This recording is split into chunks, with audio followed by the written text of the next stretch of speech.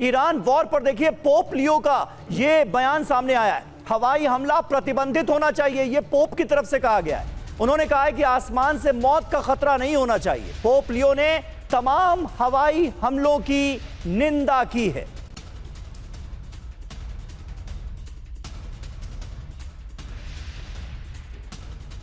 और हमारे साथ मेजर जनरल सुधाकर मौजूद हैं। सुधाकर सर, अब अंजाम आपको क्या नजर आ रहा है? फिलहाल एक बात तो बहुत क्लियर है कि डोनाल्ड ट्रंप पुख्ता तौर पर यह दावा कर रहे हैं कि 2 दिन की जो बातचीत हुई है उसका पॉजिटिव आउटकम आया है और उसी के चलते उन्होंने ये एक बड़ा फैसला लिया है, 5 दिनों का पॉज दिया है, हमलों को 5 दिनों के लिए टाल दिया गया है। क्या आपको वाकई उनके दावे में दम नजर आ रहा है कि इन 5 दिनों में कोई बड़ा कंप्लीट रेजोल्यूशन जिसका वो जिक्र कर रहे हैं अपनी पोस्ट में, वो मिल जाएगा इस जंग का? देखिए, मैं तो सिर्फ इतना ही कहूँगा कि TV9 भारतवर्ष अभी छोटा मोटा चैनल नहीं है, विश्व का एक अंतर्राष्ट्रीय लेवल का आप वान की बराबर मान सकते हैं। तो आपकी चैनल के माध्यम से अगर डोनाल्ड ट्रंप तक और बाकी स्टेक होल्डर्स तक खबर मिल रहा है जी, तो ये लड़ाई जो है ना कोई लीडर को फ़ायदा होता है, ना कॉमन लोगों को फ़ायदा है, ना ग्लोबल साउथ, ना ग्लोबल नॉर्थ, ना ईस्ट और वेस्ट। ये लड़ाई तुरंत उसको समाप्त करना चाहिए। जो पोप ने मैसेज दिए हैं ये बहुत नुकसान पहुंचा रहा है, कॉमन मैन लाइवलीहुड को इफेक्ट कर रहा है। जहाँ तक आपकी सवाल है, सवाल में जो पिछले स्पीकर ब्रिगेडियर विक्रमजीत साहब बहुत बढ़िया तरीके से व्याख्या किए उन्होंने जी, उनको अंदाज नहीं है लड़ाई का मीनिंग क्या है। एक आम सिविलियन नागरिक को पता नहीं चलता है कि लड़ाई का मीनिंग क्या होता है जब तक आप खुद लड़ाई के मैदान में जाके झेलते नहीं हो। जिंदा राउंड जब तक सामने से नहीं आता है, 1 सेकेंड में आपका सर उड़ सकता है। तो इस किस्म की खतरा में जब तक आप नहीं जियोगे तब तक अंदाज नहीं लगा सकते हो। तो आज के दिन में आपका सवाल का केंद्रित मैं जवाब दे रहा हूँ। ये जो कह रहे हैं उनको मालूम है वो झूठ बोल रहे हैं, ये अपने आप को झूठा साबित कर चुके हैं। लेकिन परिस्थिति अभी ऐसा हो गया है, ये जो ट्रूथ स्पेशल जो मैसेज डालते हैं ना एक्स में जी, अभी तक सारे झूठा पॉइंट्स लिखते गए, लेकिन परिस्थिति ऐसा आ गया है कि ये पूरा विश्व का वातावरण will compel him to write the truth. Truth ये है कि ईरान के साथ कोई बातचीत नहीं चल रही है।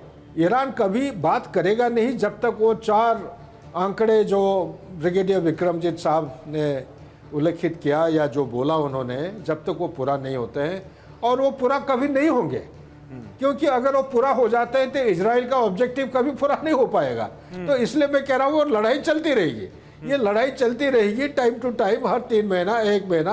अभी जैसे वो कह रहे हैं 5 दिन तक ना कोई पावर प्लांट हिट करेंगे, ना एनर्जी सेगमेंट को हिट करने जा रहे हैं। वो तो 2 तो बोल दिया, वो बाकी जो है मिलिट्री एस्टेब्लिशमेंट वो तो हिट करेंगे। हाँ। तो अगर वो हिट करते रहेंगे, एक वातावरण का जो परिवेश होता है उसको आप बरकरार रखते हुए आगे की तरफ जा नहीं सकते हो। लैक ऑफ ट्रस्ट आज के दिन में बिल्कुल टूट चुका है। मतलब सही बात है, लैक ऑफ ट्रस्ट जो है वो सीधे तौर पर नजर आ रहा है। और आपकी इस बात में बहुत दम है कि अमेरिका तो कह रहा है कि 5 दिन तक हमले नहीं करेंगे, लेकिन ये जंग तो अमेरिका और इजराइल मिलकर लड़ रहे थे ईरान के खिलाफ। तो क्या अमेरिका इजराइल को भी कहेगा कि हमले ना करे? ऐसा नजर तो आ नहीं रहा है। इजराइल का जो रुख है वो तो आक्रामक अभी भी नजर आ रहा है। ईरान ने मार गिराया है अमेरिका का कामिकाजी ड्रोन। इस बीच एक अहम खबर, बंदर अब्बास के पास कामिकाजी ड्रोन तबाह किया गया है। ईरान नेवी ने अमेरिकी ड्रोन को तबाह किया। थोड़ी देर पहले हुए हमले का ये वीडियो सामने आया है जो इस वक्त आपके सामने है। ग्रुप कैप्टन DK पांडे, ये बात तो बिल्कुल सही है कि अमेरिका को अंदाजा नहीं है कि जिस देश में वॉर लड़ी जाती है वहां के लोगों पर क्या बीतती है, मानवता पर कैसा कहर टूटता है। क्योंकि जब तक अमेरिका के मेनलैंड पर हमले नहीं हो रहे तब तक अमेरिका, हमने इतिहास में देखा है किस तरह से बड़ी बड़ी जंग लंबी खींचने की कोशिश करता नजर आया है। लेकिन इजराइल में तो हमले हो रहे हैं, इजराइल के लोगों को जंग का सामना करना पड़ रहा है, वहां पर जाने जा रही हैं, लोग घायल हो रहे हैं, बार बार बंकरों में छिपने के लिए मजबूर हैं। फिर इजराइल का यह रुख क्यों कि नहीं हर हाल में जंग आगे बढ़नी ही चाहिए, कोई डील जो होगी उसके हम खिलाफ होंगे, डील नहीं हो सकती और ईरान जो है वो हमारी प्रायोरिटी नहीं हो सकता। इस तरह के बयानों का क्या मतलब है? देखिए, इजराइल का जो आंकलन है वो का पूरा जो जितनी लड़ाई अभी तक हुई है 22 दिन के ऊपर होने जा रहा है जी। तो इसके अंदर क्या खोया क्या पाया, जब वो एनालिसिस करते हैं तो देखते हैं कि काफ़ी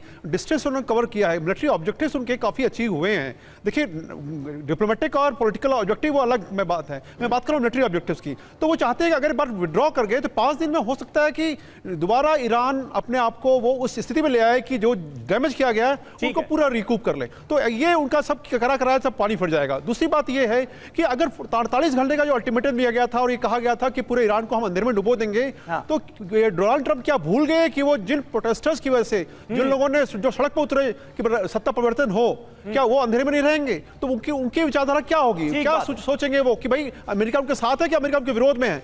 तो ये बिल्कुल सही बात है, बिल्कुल सही बात है। डोनाल्ड ट्रंप कब क्या कहते हैं, बहुत आशंका रहती है लोगों के मन में कि कब तक वो अपनी बात पर टिकेंगे, लेकिन देखना होगा कि आगे होता क्या है।